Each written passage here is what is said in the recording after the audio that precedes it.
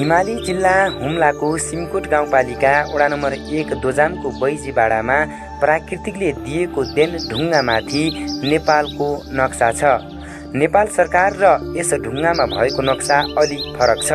यसलाई प्रचार प्रसार र यसको संरक्षण गर्ने हो भने दोजामको मात्र होइन, सिमकोटको मात्र होइन, नेपाल सरकारको नाम कायम रहनेछ। यसको साथै उक्त स्थानमा भएको ठूलो ढुङ्गो र त्यसैमाथि नागका ठूला ठूला चित्रहरू पनि देखिन्छन्।